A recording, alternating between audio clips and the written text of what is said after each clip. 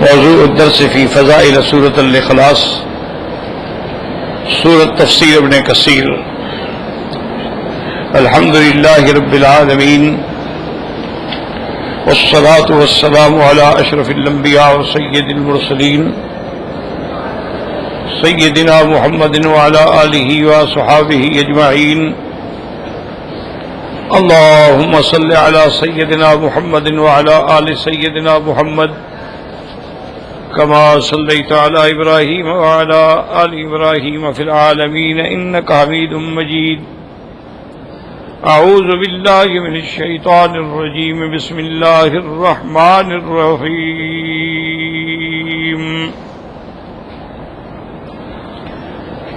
قل هو الله أحد اللہ الصمد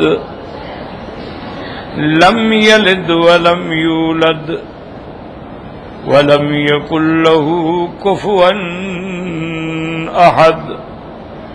قال المؤلف المفسر رحمہ اللہ تعالی ادام النفع بعلومه وعلومكم في الدارين آمین الى ان قال۔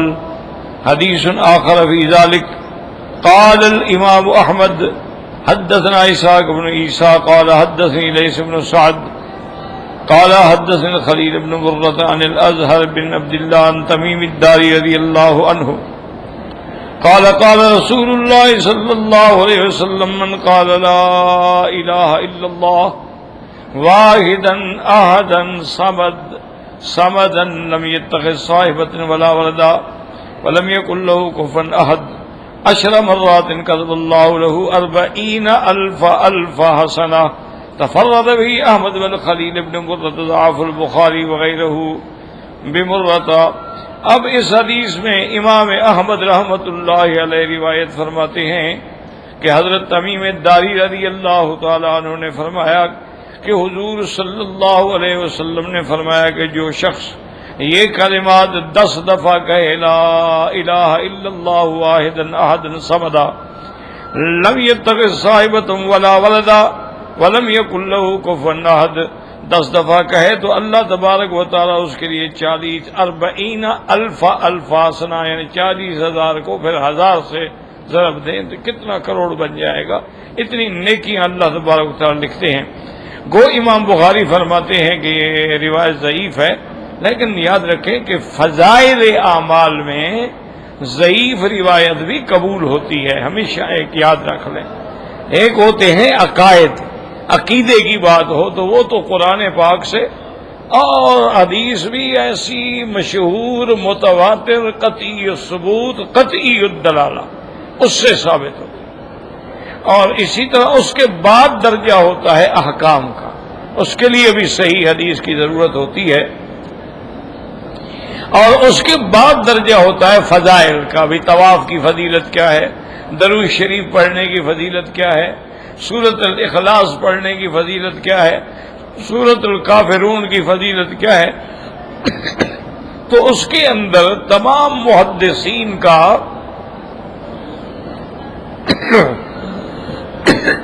یعنی یہ اتفاق ہے کہ فضائل میں ضعیف حدیث جو ہے وہ قابل قبول ہے، اس کو قبول فرما لیتے ہیں،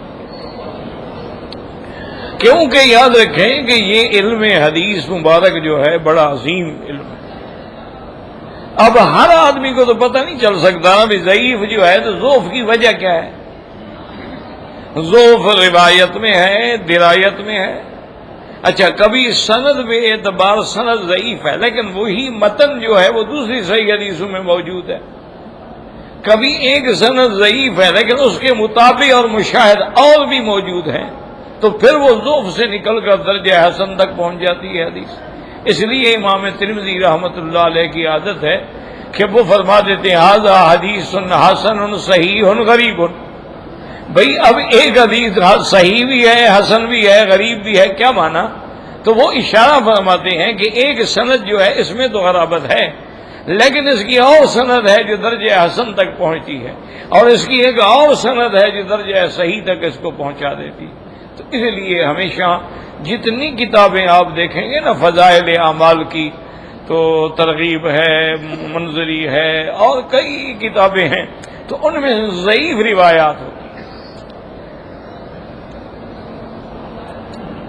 اور وہ ضعیف روایات جو ہیں فضائل میں معتبر ہوتی ہیں، ورنہ علماء کو کیا ضرورت ہے محنت کرنے کی۔ اسی لیے آپ سیاہ ستہ بھی اگر پڑھیں گے تو سنن کے اندر جو سنن ابی ابن ماجہ ہے، سنن النسائی ہے، سنن الترمذی ہے، تو اس کے اندر بھی ضعیف روایات ہوتی ہیں۔ تو یہ کوئی ایسا مسئلہ نہیں ہوتا، یہ تو بلا وجہ ایک آپس میں اللہ ہدایت دے ضد ہوتے کہتے ہیں او جی حدیث ضعیف ہے، او جی حدیث، بھائی ضعیف کیوں ہے؟ ضعف کی وجہ بیان کرو، ضعف شدید ہے کہ ضعف خفیف ہے، پہلے وجہ تو بیان کرو نا۔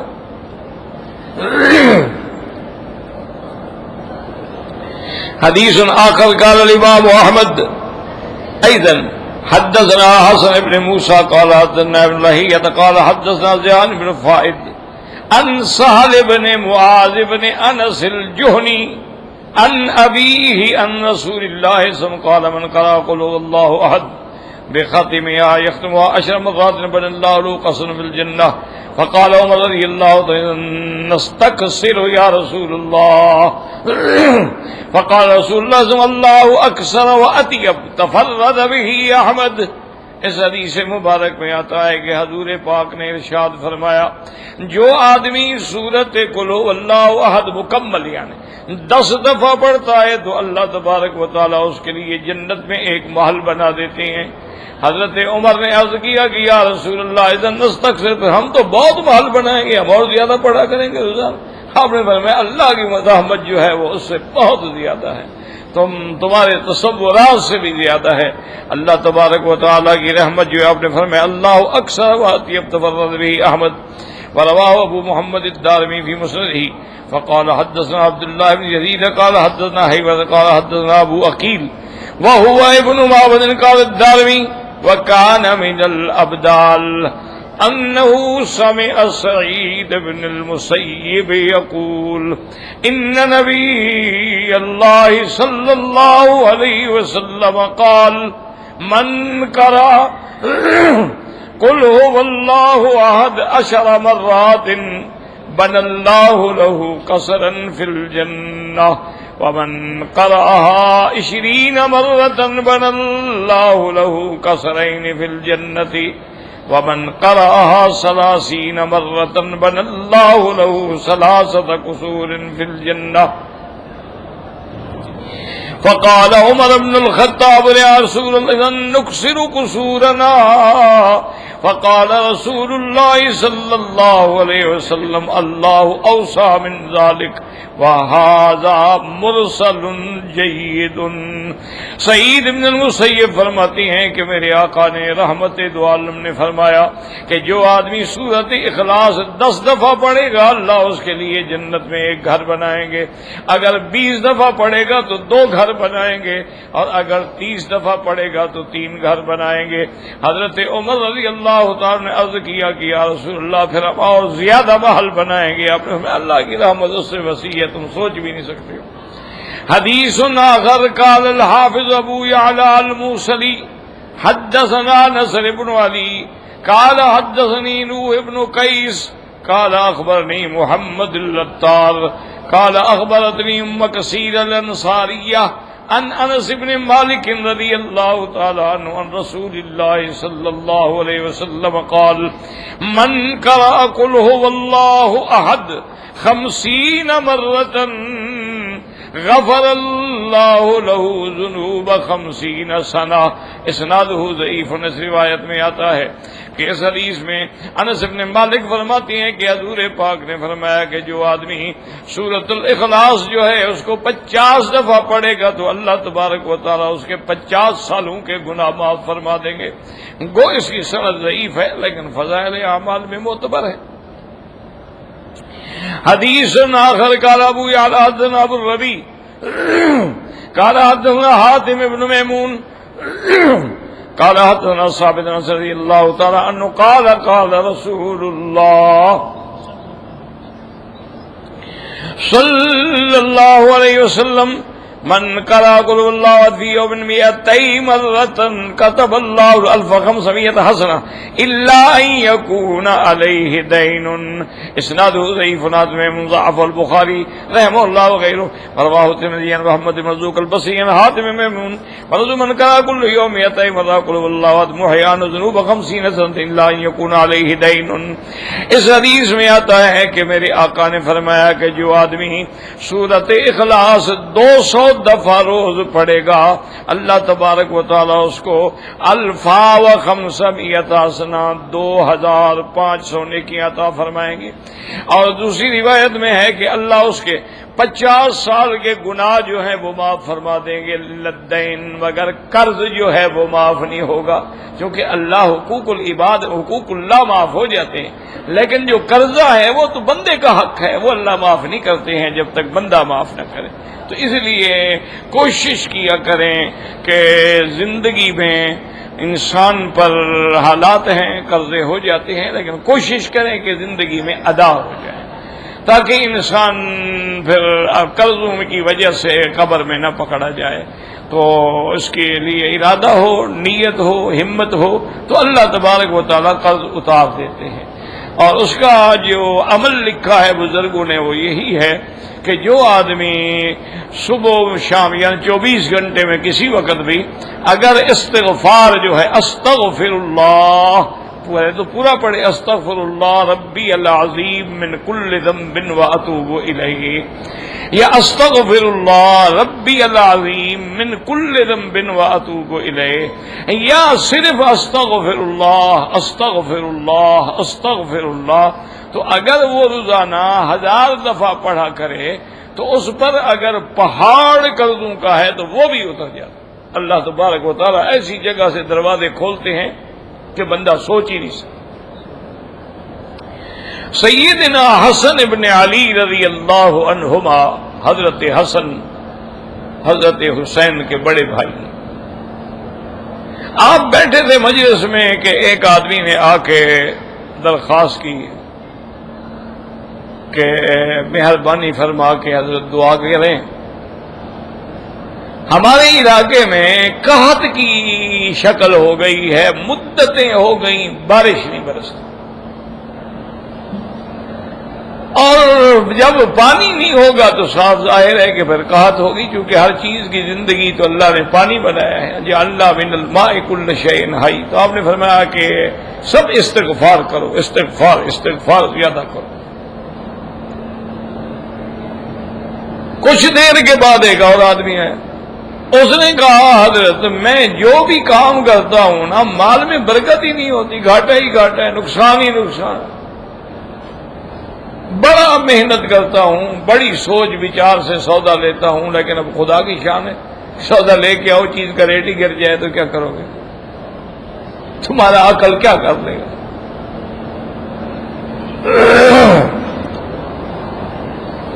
آپ نے فرمایا استغفار پڑھا کرو، استغفار زیادہ سے زیادہ پڑھو. چلا گیا. ایک اور آدمی ہے، اس نے کہا حضرت مہربانی فرمائیں میں نوجوان آدمی ہوں، میری بیوی بھی نوجوان ہے اور میری اولاد نہیں ہوتی، حالانکہ میرے بھائیوں کی بھی اولادیں ہیں اور میری بیوی کی جو بہنیں ہیں ان کی بھی اولادیں ہیں، لیکن ہماری اولاد نہیں ہوتی. تو آپ نے فرمایا استغفار پڑھا. وہ چلا گیا ایک اور آدمی ہے، اس نے کہا حضرت ہمارے علاقے میں ایک رود کو ہی یعنی ایک اس ہوتے موسمی نہریں ہوتی ہیں جو بارشوں کے سیلاب سے چلتی ہیں، کہ وہ نہریں چلتی نہیں، پانی نہیں تو کیا چلے گی، اور جب پانی نہ ہو تو آبادی کیا ہوگی؟ اب نے فرمایا استغفار پڑھو. وہ چلا گیا. جب سارے سائل ختم ہو گئے تو حضرت کے جو ساتھی تھے نا بے تکلف، انہوں نے کہا حضرت آج تو آپ نے کمال فرما دیا، جو آدمی آتا ہے فرماتے استغفار پڑھو. یعنی آپ نے کسی کو اور کوئی وظیفہ بتلایا ہی نہیں، استغفار پڑھو استغفار پڑھو استغفار پڑھو. آپ نے فرمایا اللہ کے بندے یہ میں نے تو نہیں کہا، یہ تو اللہ نے فرمایا ہے قل تستغفروا ربکم انہ کان غفارا. اللہ سے معافی مانگو، استغفار کرو، اللہ بخشنے والے ہیں. یرسل السماء علیکم مدرارا، آسمان سے تم پہ متواتر بارشیں برسائیں گے. وَيُمْدِدْكُمْ بِأَمْوَالٍ وَبَنِينَ، تمہارے مال میں بھی برکت دیں گے، اولاد میں بھی برکت دیں گے۔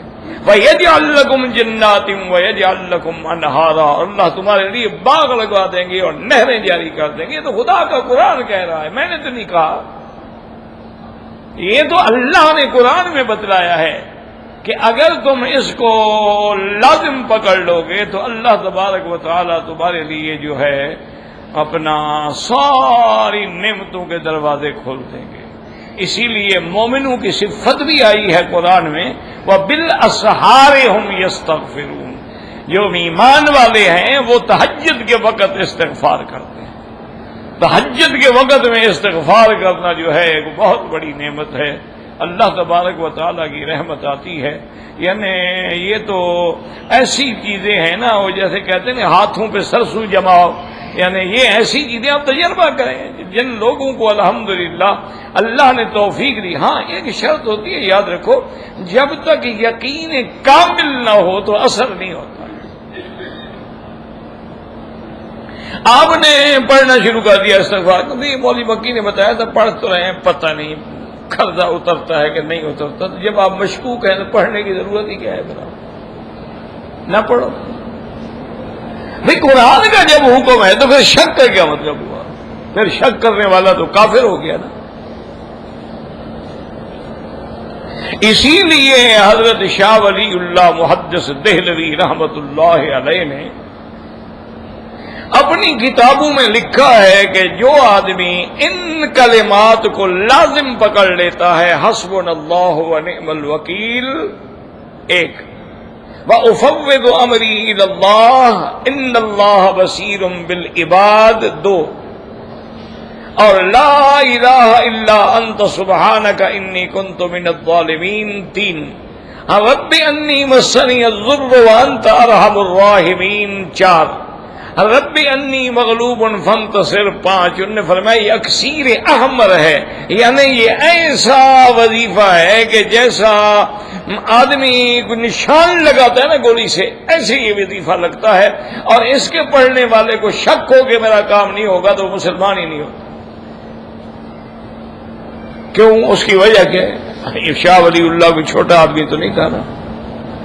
یعنی آپ یہ دیکھیں کہ ہندوستان میں جو علم حدیث گیا ہے یہ سارا شاہ ولی اللہ خاندان سے گیا ہے۔ انہوں نے کہا کہ یہ وہ آیات ہے کہ حسبنا اللہ ونعم الوکیل،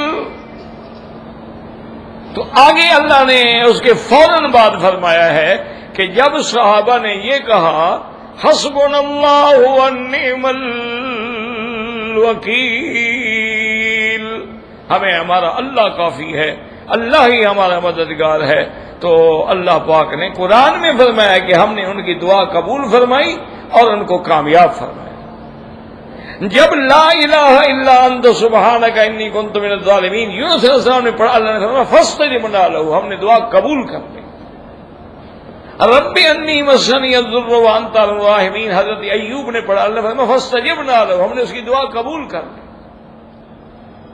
رب انی مغلوب فاستنصر، حضرت نوح علیہ السلام نے پڑھے، فرماتے فاستجبنا لہ، ہم نے دعا قبول کر لی۔ تو جب اس کے بعد قرآن کہتا ہے کہ اللہ نے دعائیں قبول کر لی، تو تمہاری دعا قبول کیوں نہیں ہوگی؟ لازمی بات ہے کہ قبول ہوگی، اور شک کرو گے تو پھر تو قرآن پہ شک کر رہے ہو نا۔ یہ تو قرآن میں ہے کہ جو پڑھتا ہے قبول ہوتی ہے۔ فاستجبنا لہ ونجیناہ من الغم وکذالک ننجی المؤمنین، اسی طرح ہم مومنین کو بھی نجات عطا فرماتے ہیں۔ تو ہمیشہ یاد رکھیں، نماز پڑھو تو میرے محترم بزرگوں یقین سے پڑھو، اور اگر کوئی قرآن و حدیث کا وظیفہ پڑھو تو یقین کامل سے پڑھو۔ اور تیسری بات یہ ہے کہ بالکل تنہائی میں بیٹھ کے، جہاں اور کوئی دوست بیوی بچے گھر والے ڈسٹرب نہ کریں، تاکہ تمہاری توجہ جو ہے کامل اسی طرف، اور اپنے مقصد کو اپنے آنکھوں کے سامنے رکھ لو۔ اس کے بعد جو ہے یقین کامل کے ساتھ جب تم کرو گے تو پھر دیکھو گے وَمَن يَتَّقِ اللَّهَ يَجْعَل لَّهُ مَخْرَجًا وَيَرْزُقْهُ مِنْ حَيْثُ لَا يَحْتَسِبُ، پھر اس کو اللہ پاک وہاں سے رزق عطا فرماتے ہیں کہ جہاں سے گمان بھی نہیں ہوتا۔ بات یقین کی،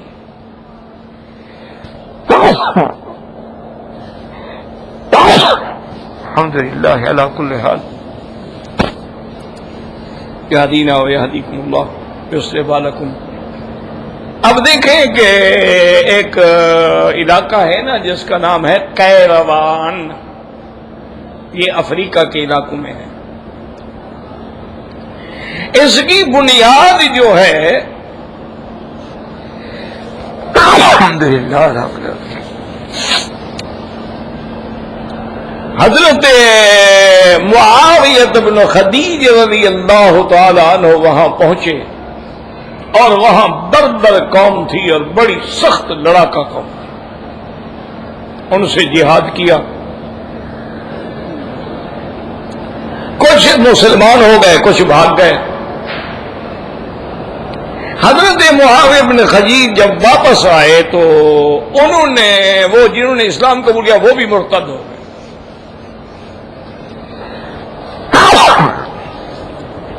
الحمدللہ علی کل حال لا حول ولا قوۃ۔ تو ان کے بعد اس علاقے میں گورنر بنے حضرت عقبہ بن نافع۔ وہ جب تشریف لائے تو انہوں نے حالات دیکھے، انہوں نے کہا جی وہ قوم تو پھر مرتد ہو گئی۔ انہوں نے غور کیا اور سوچا اور ساتھیوں سے مشورہ کیا کہ بھئی اب یہ مستقل حل کرنا پڑے گا، ہمیں یہاں اپنی چھاونی بناتے ہیں، ہم اپنا فوجی اڈا بناتے ہیں، ہمیشہ مجاہدین یہاں رہیں گے تاکہ کنٹرول۔ انہوں نے کہا حضرت یہاں جگہ نہیں ہے چھاونی بنانے کی، آگے اتنا گھنا جنگل ہے، اور یہ جنگل جو ہے پھر مشہور ہے کہ اس میں ہر قسم کا جانور اور بلائیں موجود ہیں، کوئی آدمی ڈر کے مارے داخل ہی نہیں ہوتا۔ وہ لوگ چونکہ مقامی آبادی کے لوگ ہیں وہ چھپ جاتے ہیں۔ تو یہ یقین ہے۔ حضرت عقبہ بن نافع فرماتے ہیں کوئی بات، یہ تو کوئی مسئلہ نہیں ہے۔ انہوں نے کہا حضرت مسئلہ تو یہی ہے، کون وہاں چھاونی بنائے گا؟ حضرت چلو، اپنے ساتھیوں کو لے کے آئے اور جنگل کے دروازے پہ بنیاد پہ جہاں سے جنگل شروع ہو رہا تھا کھڑے ہو گئے اور فرمایا یا ایھا الحیات والسباع فاخرجوا من ھاہنا انا اصحاب محمد صلی اللہ علیہ وسلم۔ فرمایا کہ اے سانپو، اے جنگل کے بھیڑیو، اے درندو، نکل جاؤ اس جنگل سے، ہم محمد مصطفیٰ کے ساتھی ہیں اور یہاں رہنا چاہتے ہیں، اور اگر تم ہمارے اس اعلان کے بعد بھی نہ نکلے تو پھر ہم تمہیں نہیں چھوڑیں گے، ہم تمہیں قتل کریں گے۔ تو ہزاروں لوگ، تاریخ گواہ ہے، ہزاروں لوگوں نے آنکھوں سے مشاہدہ کیا کہ سانپ ہیں، بچھو ہیں، شیر ہیں، بھگیاڑ ہیں، جو بلائیں ہیں جنگل سے بچوں کو لے کے نکل رہی، سب نے جنگل خالی کر دیا۔ حضرت نے حکم دیا اب یہاں چھاونی بناؤ، چھاونی بن گئی اور کنٹرول ہو گیا اور وہ پورا علاقہ فتح ہو گیا۔ تو اصل کیا تھا کہ ایقان ہے کہ بھئی ہم کہیں گے بالکل ہمارے بات پر اللہ پاک برکت دیں گے، اور یہ حدیث میں بھی مسئلہ ہے کہ اگر تمہارے گھر کے اندر کوئی سانپ پایا جائے تو حضور نے فرمایا کہ اس کو مارو نہیں۔ بعض محدثین تو فرماتے ہیں کہ یہ صرف مدینہ منورہ کے گھروں کے لیے ہے کہ مدینہ منورہ کے کسی گھر میں اگر سانپ پایا جائے۔ بعض کہتے ہیں نہیں، جمیع دنیا کے جتنے گھر ہیں اگر سانپ ہو تو اس کو کہو کہ بھئی ہم تمہیں عہد سلیمان اور عہد نوح علیہ السلام کا حوالہ دیتے ہیں اور تمہیں کہتے ہیں کہ لا توذونا، ہمیں ایذا نہ دو اور نکل جاؤ یہاں سے۔ چونکہ حضرت نوح علیہ السلام نے بھی تو سب سے عہد لیا تھا نا، جب کشتی میں سوار کیا تھا بھی کسی کو نقصان نہیں دینا، تو سانپ بھی تھے، بچھو بھی تھے، جانور بھی تھے، ہر بلا تھی، ان کل شیء زوجین، ہر چیز کے جوڑے جوڑے تھے۔ حضور پاک نے فرمایا کہ اگر یہ 3 دفعہ اعلان کرو گھر میں، 3 دفعہ کے اعلان کے بعد نظر آئے تو مار ڈالو، ورنہ اکثر یہ ہوتا ہے کہ وہ جنات ہوتے ہیں اور وہ سانپ کی شکل میں ہوتے ہیں، تو اگر جن مسلمان ہو تو وہ بھی نقصان نہیں کرتا، وہ قرآن سننے کے لیے آ جاتے ہیں۔ نماز دیکھنے کے لیے آ جاتے ہیں اور پھر مختلف شکلیں بنا کے وہاں سے نکل جاتے ہیں. پہلے اعلان کرو، نہ نکلے تو پھر مار ڈالو. اس کا معنی ہے کہ یا تو وہ شیطان سانپ ہے یا وہ جن ہے، تو پھر کافر ہے کہ جس نے حضرت سلیمان کے عہد کو بھی توڑا اور نوح علیہ السلام کے عہد کو بھی توڑا، اس کے بعد اس کو توڑا. تو اصل بات میرے عزیز یقین کی ہے کہ یقین ہو. بات یہ ہے اگر یقین ہی نہ ہو تو پھر کیا ہوگا؟ ایک بہت بڑے بزرگ گزرے ہیں تاریخ میں،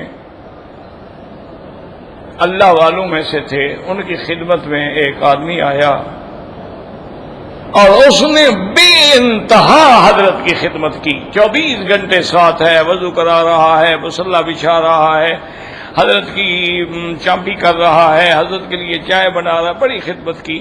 کچھ عرصے کے بعد فرمایا اللہ کے بندے، اللہ تمہیں جزا دے گا، تم میری خدمت کر رہے ایک فقیر آدمی کی، لیکن کوئی معلوم ہوتا ہے تمہیں کوئی غرض ضرور ہے. اس نے کہا جی اب پوچھا ہے آپ نے تو سیدھی بات ہے، میں تو اسم اعظم سیکھنے آیا ہوں، آپ کے پاس اسم اعظم ہے، مجھے سکھا دیں. اور اسم اعظم کا معنی یہ ہوتا ہے کہ اس کے ساتھ جب آپ دعا کریں گے تو فوراً قبول ہو جائے گا. اور اسم اعظم ہے، حضور نے خود فرمایا صحیح حدیث میں، الذی اذا دعی بہ اجاب، جب اس اسم کے ساتھ اللہ کو پکارو گے تو تمہاری پکار سنی جائے. اب وہ اسم اعظم جو ہے بعض علماء فرماتے ہیں کہ اللہ لا الہ الا هو الحی القیوم آیت الکرسی میں اسم اعظم ہے. بعض علماء فرماتے ہیں کہ سورۃ الحشر کی جو آخری آیتیں ہیں، هو اللہ الذی لا الہ الا هو عالم الغیب والشہادہ هو الرحمن الرحیم، ان کے اندر اسم اعظم. اور ایک صحیح حدیث میں بھی آیا ہے، آپ نے سنا کہ ایک آدمی یہ پڑھ رہا ہے لا الہ الا انت سبحانک انی کنت من الظالمین، تو آپ نے فرمایا اسم اعظم ہے، اس سے جو دعا مانگے گا وہ قبول ہوگی. لیکن معین نہیں ہے کہ یہ ہے. بھائی مسواک بعد میں کر لیا کرو، درس ہے تو مسواک ہے، نماز ہے تو مسواک ہے، یہ کون سی سنت ہے؟ اس نے کہا ہے کہ حضور جب قرآن کا درس ہوتا تھا تو مسواک کرتے تھے. اذا قرئ القرآن فاستمعوا له وانصتوا، سنو اس کے لیے چپ رہو یا مسواک کرو. بس ایک ذوق ہے، پڑھ لیا حدیث میں مسواک کی فضیلت ہے، یہ نہیں پتا ابھی کب فضیلت ہے. عند کل صلاۃ تو پڑھ لیا، لیکن عند کا معنی ہی ان کو نہیں آتا. اللہ کی رحمت. ان الدین عند اللہ الاسلام، پھر اسلام تو اللہ کے پاس ہوا نا، ہمارے پاس تو نہ ہوا.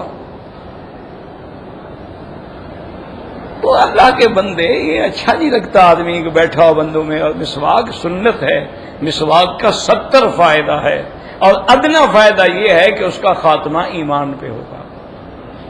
لیکن مسواک کیوں ہوتا ہے؟ حضور نے فرمایا مطہرۃ للفم، تیرے منہ کو صاف کرنے والا ہے، ومرضات للرب، تیرے رب کو راضی کرنے والا ہے. کہ جب تم پاک منہ سے پاک خدا کا نام لوگے تو اللہ راضی ہوگا، لیکن اس کے لیے بھی وقت ہے.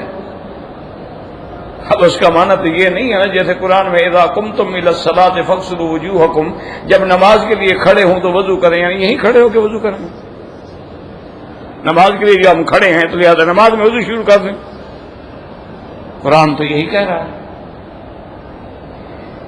تو علماء سے جا کے پڑھیں اذا اردتم القیام الی الصلاۃ، کہ جب تم نماز کے لیے اٹھو اور ارادہ کرو تو پہلے وضو کرو. یہ نہیں کہ جب نماز کے لیے کھڑے ہو جاؤ تو اب وضو شروع کر دو صف میں، ماشاءاللہ ساری صف میں پانی پانی ہوگا، پھر ماشاءاللہ کام ہو جائے گا سب کا. یہی تو مشکل ہے نا میرے بچے، میرے عزیز، میرے بزرگ، میرے محترم، کہ لفظ پڑھ لینا بڑا آسان ہے، لیکن اس کے معانی اور مفہوم کو سمجھنے کے لیے پھر علماء کی ضرورت ہوتی ہے. ایک لفظ جو ہے پھر کئی معنوں میں استعمال ہوتا. اب لفظ عین ہے، یہ آنکھ کے لیے بھی ہے.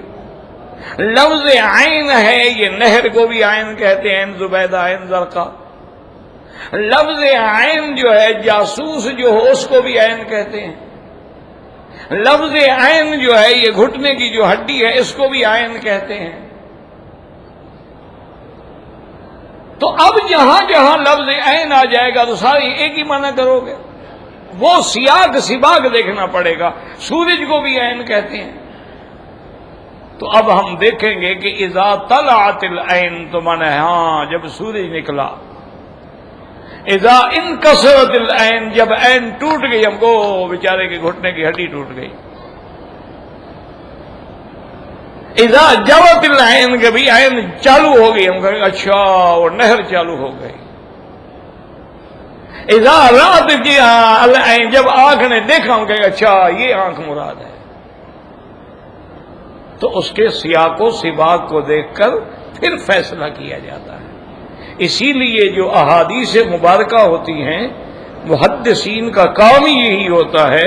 اسی لیے محدثین نے خود فرمایا تھا فقہا سے کہ بھائی ہم تو ہمارا کام تو ہے پنساری والا کہ ہم نے حدیثیں اکٹھی کر دی، لیکن طبیب تو تم ہو کہ یہ حدیث میں کیا مسئلہ ہے، اس میں کیا مسئلہ ہے، اس میں کیا مسئلہ ہے، اس میں کیا مسئلہ ہے.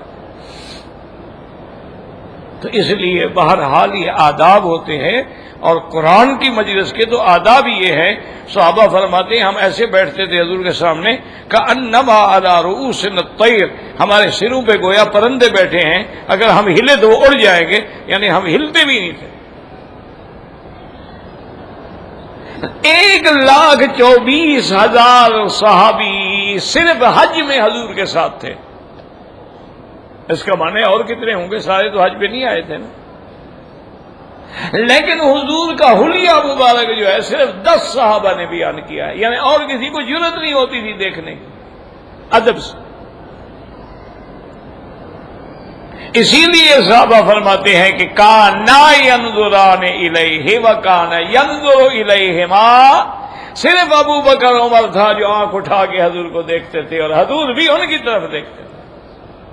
ان کو یہ مقام ملا تھا رضی اللہ تعالی عنہما.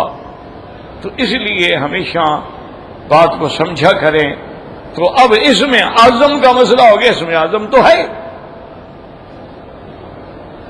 حتیٰ کہ قرآن میں بھی موجود ہے کہ جب سلیمان علیہ السلام نے فرمایا کہ ایکم یاتینی بعرشہا قبل ان یاتونی مسلمین، ملکہ سبا کا تخت جو ہے وہ صنعا یمن سے لے کر شام میں کون لے آئے گا؟ قال عفریت من الجن انا آتیک بہ، ایک سرکش جن تھے، انہوں نے کہا جی میں لے آؤں گا. اتنی دیر لگے گی جتنی دیر میں آپ کی مجلس ہوتی. اور پھر نہیں یہ تو بہت دیر ہے.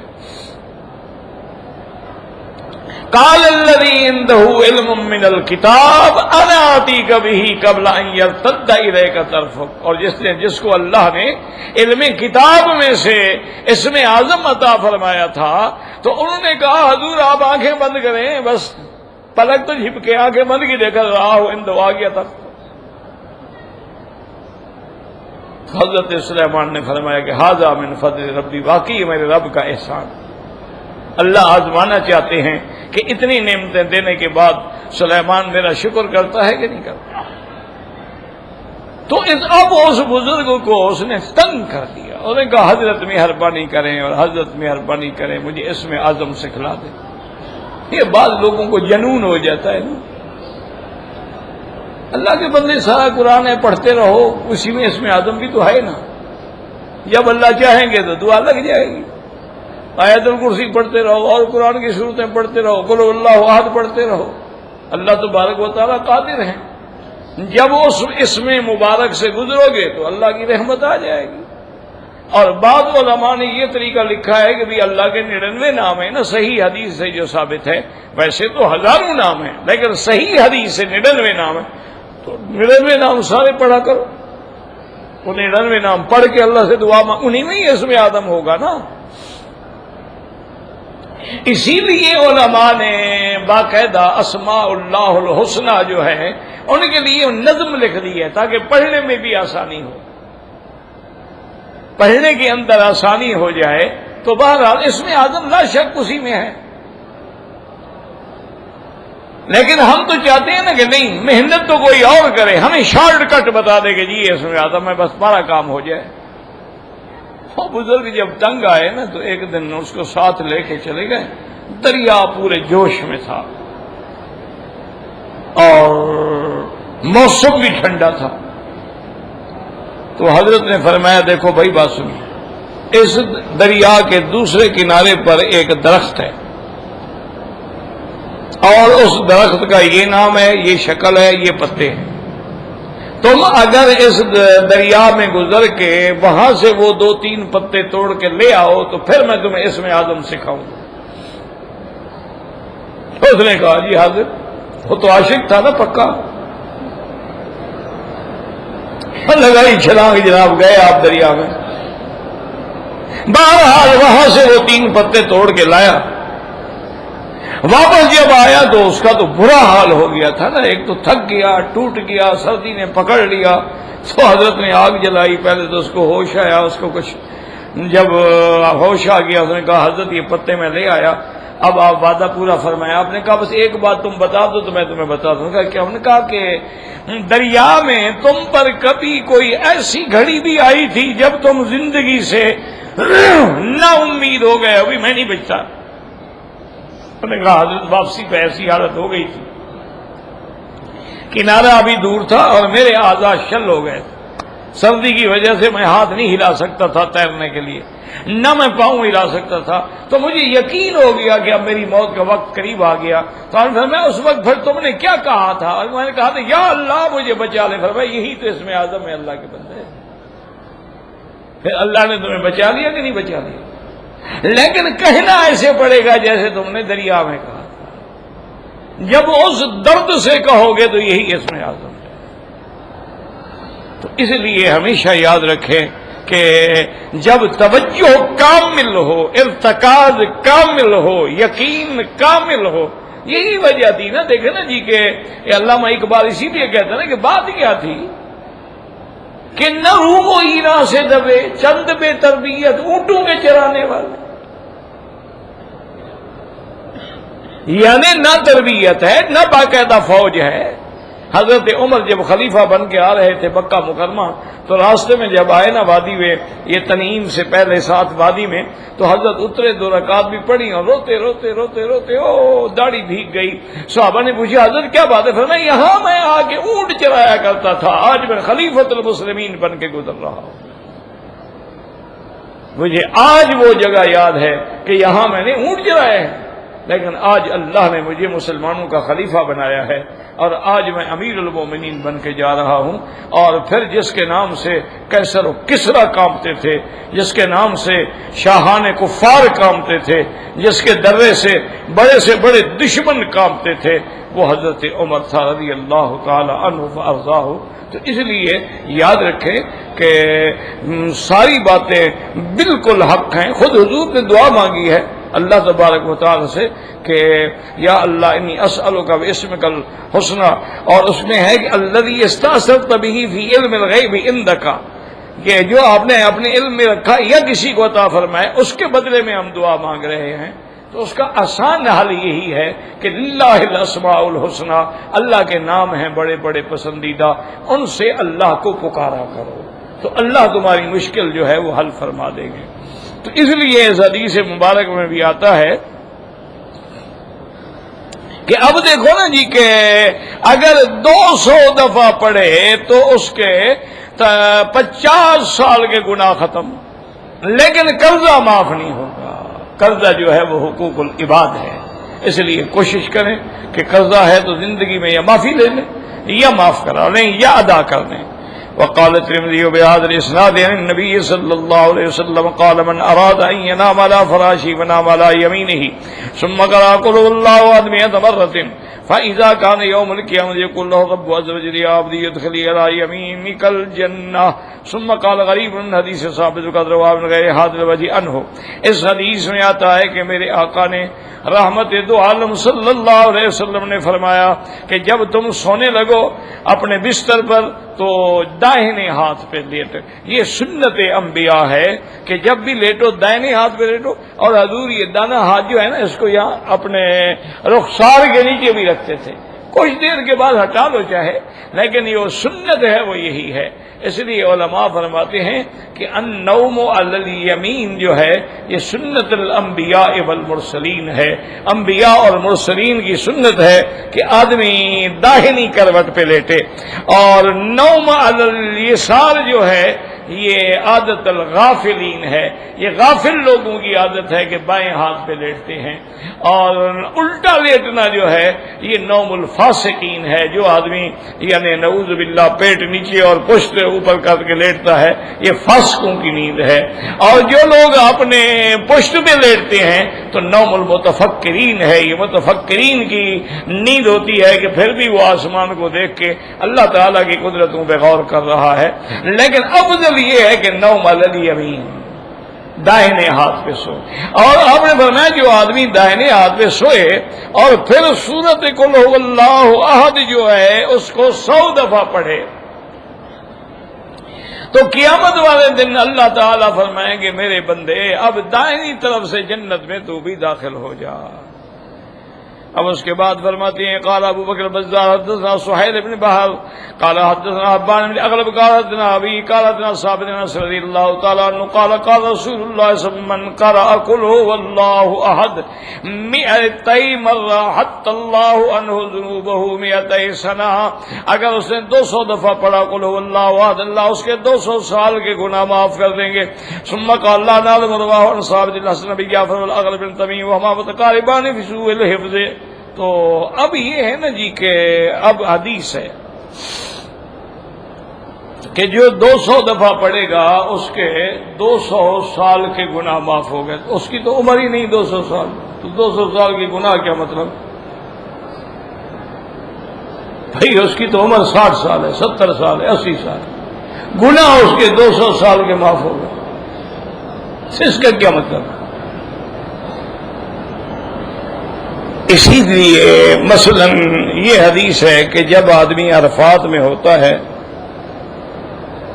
اللہ کی رحمت سے حج پہ، تو اللہ فرشتوں کو گواہ بنا کے کہتے ہیں کہ میرے ملائکہ گواہ ہو جاؤ جو لوگ آج اس میدان میں آ گئے ہیں نیت حج کر کے لبیک پڑھتے ہوئے میں نے ان کے گناہ معاف کر دیے۔ اچھا گناہ تو ہمارے عرفات میں معاف ہو گئے، پھر مزدلفہ میں کیا معاف ہوں گے؟ اچھا مزدلفہ میں معاف ہو گئے تو پھر کنکریاں مارنے کے وقت کیا معاف ہوں گے؟ کنکریاں مارنے کے وقت معاف ہو گئے تو پھر قربانی کرنے کے وقت کیا معاف ہوں گے؟ اگر قربانی کے وقت معاف ہو گئے پھر طواف زیارت کرتے ہوئے کیا معاف ہوں گے؟ تو اس لیے یاد رکھیں حدیثوں کو سمجھنے کی کوشش کیا کریں۔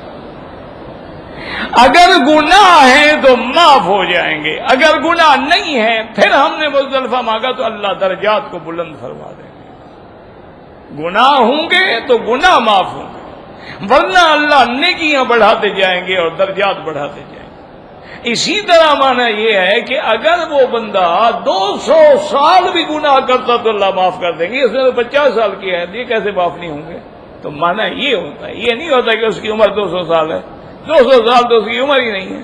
ہاں پہلے زمانے میں جو لوگ تھے ان کی عمر ہوتی تھی، ان کی جیسے حضرت نوح علیہ السلام کی عمر جو ہے وہ 1050 سال تھی، 950 سال تو آپ نے دعوت کا کام کیا، تبلیغ کا کام کیا آپ نے۔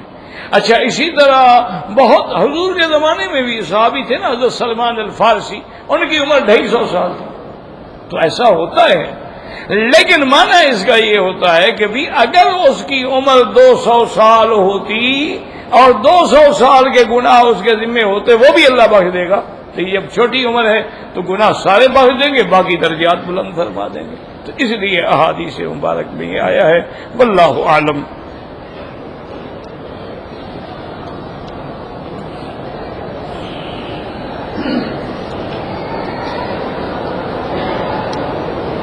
میں قادیانیوں سے کاروبار نہیں کرتا، بہت اچھا کرتے ہیں، یہ غیرت ایمانی کا تقاضا ہے کہ وہ گستاخ رسول ہیں، منکر نبی ہیں، منکر نبوت و رسالت ہیں، ایسے لوگوں سے آدمی تعلق نہ رکھے، بڑی اچھی بات، آپ اچھا کرتے ہیں۔ لیکن دیکھو نا جی، ایک ہے کافر، ایک کافر کے ساتھ گستاخ بھی ہے، فرق ہے دونوں میں۔ اس لیے قرآن میں ہے نا کہ لا ینہاکم اللہ عن الذین لم یقاتلوکم فی الدین، جن کافروں نے تمہارے ساتھ جنگ نہیں کی، تمہارے ساتھ کوئی ایسی بات نہیں کی، تم ان کے ساتھ بھلائی کر سکتے ہو؟ اللہ نے تو ان سے منع کیا ہے جن نے تم سے جنگ کی، جن نے تمہیں مکے سے نکالا، جنہیں تکلیفیں پہنچائیں۔ تو مانا یہ ہے کہ کافروں کے اندر فرق آ گیا نا، اگر ایک کافر ہے اس نے ہمیں کوئی تکلیف نہیں دی تو ہم بھی معاملہ کر سکتے۔ لیکن یہ قادیانی وغیرہ جو ہے یہ تو کفر سے بھی آگے نکل گئے ہیں نا، تو زندیق ہیں، تو گستاخ رسول ہے کہ نبوت کا دعویٰ کیا اور اس کے بعد اس کا کوئی کبھی کہتا ہے میں مہدی ہوں، کبھی کہتا ہے مجدد ہوں، کبھی کہتا ہے 1000 حسین میری جیب میں پڑے ہوئے ہیں۔ انا للہ و انا الیہ، ایسے گستاخ کے ساتھ آپ اچھا کرتے ہیں بالکل تعلق نہ رکھیں اور نہ کاروبار کریں۔ بالکل آپ حضور کے گستاخوں سے نفرت کریں، اس میں کوئی شک ہے؟ یہ ایمان کی نشانی ہے۔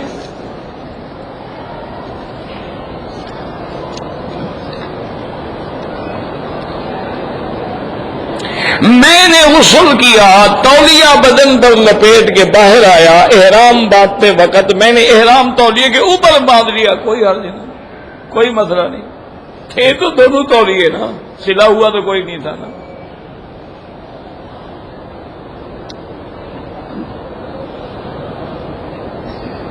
میں نے آپ سے عرض کیا ہے نا، یہی وظیفے تو میں نے بتایا نا، استغفار کرو، سارے کام اللہ بگڑے ہوئے بنا دے گا، حسبنا اللہ و نعم الوکیل پڑھو، ابھی تو بتایا۔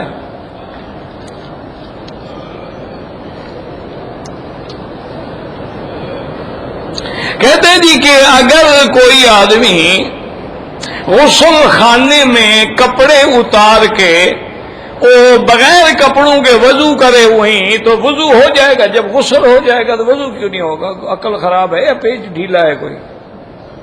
ہاں جی نہیں، غسل بڑی چیز ہے یا وضو بڑی چیز ہے؟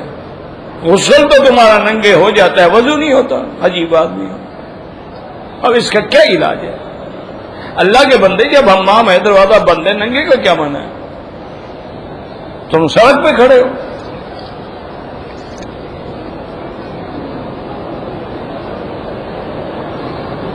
سورۃ البقرہ بہت لمبی ہے، تھوڑی تھوڑی پڑھو، تو ضروری ہے کہ ایک وقت میں ساری پڑھ لو، جتنا پڑھ سکتے ہو پڑھو۔ یہ کہتے ہیں تکلیف بھی نہ ہو نا جی، 1 گھنٹہ بھی نہیں لگے گا، تو 24 گھنٹے میں تم اپنی زندگی، اپنی صحت کے لیے، اپنے گھر کی صحت کے 1 گھنٹہ بھی نہیں لگا سکتے۔ عجیب آدمی ہے۔ ویسے تم 50 آدمی بٹھا کے کہو سارے پڑھے،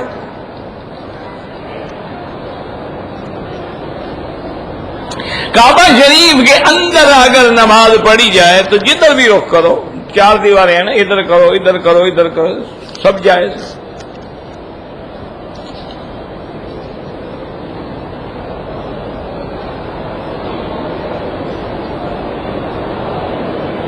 میں جدے میں رہتا ہوں اور طائف گیا تھا، ارادہ کیا تھا کہ مکہ شریف آ کے عمرہ کروں گا، مکہ شریف تو آیا لیکن احرام نہیں پہنا، تو اب آپ مہربانی کر کے فوراً واپس جائیں طائف کے میقات پہ، وہاں سے احرام باندھ کے عمرہ کریں ورنہ دم دینی پڑے گی۔ آپ تو آئے بھی عمرے کی نیت سے، پھر میقات سے احرام کے بغیر چلے گئے۔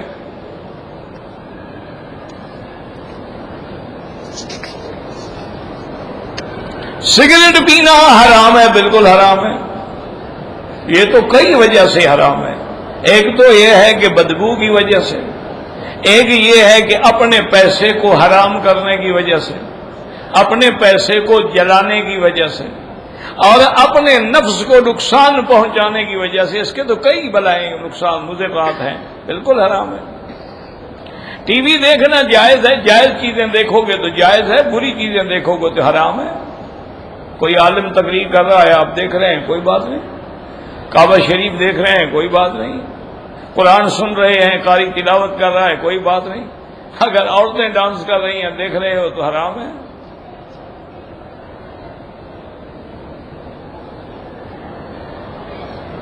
اگر ہم کریڈٹ کارڈ لیتے ہیں بینکوں سے اور اس پہ جو ہم سودا لیتے ہیں، اگر وہ مدت سے پہلے ہم ادا کر دیں تو سود نہیں پڑتا، وہ ٹھیک ہے، وہ جائز ہے۔ داڑھی رکھنا واجب ہے، سنت کیا بنا، حضور نے ہمیشہ رکھی ہے۔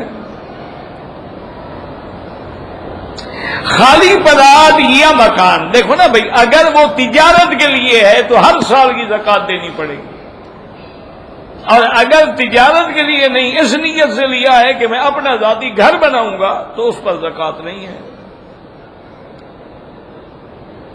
ٹوپی کے بغیر نماز ٹھیک ہے، نہ ہو تو ٹھیک ہے، قمیص بھی نہ ہو تو ٹھیک ہے، لیکن اگر اللہ دے تو یہ کسی حدیث میں نہیں کہ پھینک دو، اور نہ یہ کسی حدیث میں ہے کہ میرے مدنی پاک نے ساری زندگی ما سوا احرام کے کبھی سر ننگا نماز پڑھی ہو۔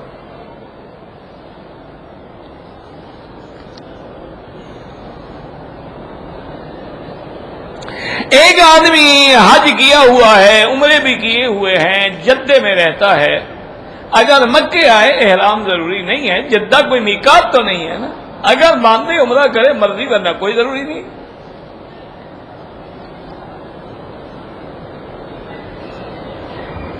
جو لوگ مزاروں پہ جا کے چادریں چڑھاتے ہیں، بالکل بدعت ہے۔ میرے ایک دوست ہے، 4 سال ہوئے، بچہ نہیں ہوتا، پہلے میرا بھائی میاں بیوی دونوں ٹیسٹ کروائیں، اگر دونوں کے اندر کوئی نقص ہے تو علاج کرائیں، پھر اللہ سے دعا بھی کریں۔ اب یہ تو نہیں ہے نا کہ علاج بھی کرو، دعا بھی ہو، دوا بھی ہو، تو انشاءاللہ پھر کامیابی ہوگی۔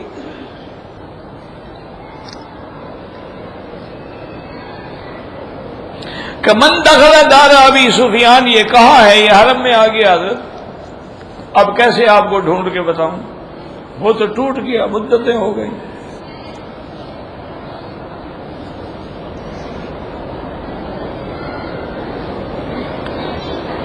اگر کوئی عورت جو ہے اپنے بچے کو خود گراتی ہے، نعوذ باللہ ثم نعوذ باللہ، تو وہ گناہ گار ہے، اور اگر 4 مہینے کے بعد کا بچہ گرایا ہے تو قتل کا گناہ ہے، کیونکہ پھر روح پڑ جاتی ہے اس میں۔ میری نمازیں بہت زیادہ قضا ہوئیں، سب سے پہلے تو سچے دل سے توبہ کرو کہ حقوق اللہ ہے، اللہ معاف کر۔ اس کے بعد جتنا ہو سکے نفل نہ پڑھو، سنت غیر مؤکدہ نہ پڑھو، قضا نمازیں پڑھتے رہو جب تک زندگی ہے۔ مرد اپنے بالوں میں رنگ لگا سکتے ہیں، کالا نہ ہو، باقی جو بھی ہو لگا سکتے ہیں۔ عمرہ کرنے سے حج فرض نہیں ہوتا، لیکن اگر اللہ پیسے دے تو حج کی نیت کر کے آؤ۔ حج بدل کرنا بالکل جائز ہے۔ طلاق دینے کا طریقہ یہ ہے کہ عورت پاک ہو حیض کے بعد طہر میں، اور میاں بیوی ملے بھی نہ ہوں، ایک طلاق دے بس۔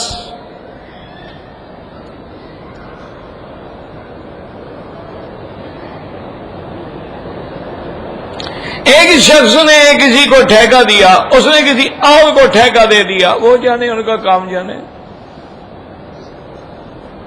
جب ٹھیکہ دے گا تو کوئی فائدہ تو لے گا نا۔ ربنا آتنا فی الدنیا حسنۃ وفی الآخرۃ قنا عذاب النار ربنا وادخلنا الجنہ۔ یہ ضروری نہیں ہوتا کہ کبھی کبھی پڑھ لو، لیکن ہمیشہ نہ پڑھو، تاکہ یہ معلوم نہ ہو کہ یہ بھی قرآن کا حصہ ہے۔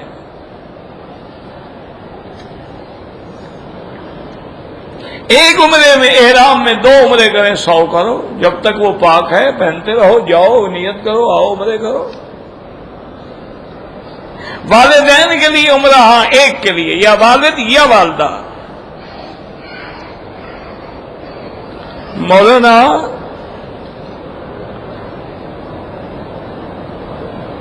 رحمان معاویہ جو شہید ہو، اللہ مغفرت فرمائے، اللہ تمام علماء، تمام طلباء، تمام اہل دین جتنے بھی بیچارے شہید ہوئے، اللہ سب کے درجات بلند فرمائے، اور اللہ تبارک و تعالی ان کے ورثاء کو صبر جمیل عطا فرمائے۔ اللہ عالم اسلام پہ اپنی رحمت نازل فرما، یا اللہ اپنے عذاب رفع فرما، یا اللہ اپنے عذاب رفع فرما، یا اللہ مسلمانوں کی جان مال آبرو عزت کی حفاظت فرما، یا اللہ بیماروں کو شفا عطا فرما، بے حیاؤں کو حیا عطا فرما، بے اولادوں کو اولاد عطا فرما، بے دینوں کو دین عطا فرما، قرض داروں کے قرض ادا فرما۔ یا اللہ ہماری ظاہری باطنی روحانی جسمانی بیماریاں پریشانیاں اپنی رحمت سے دور فرما۔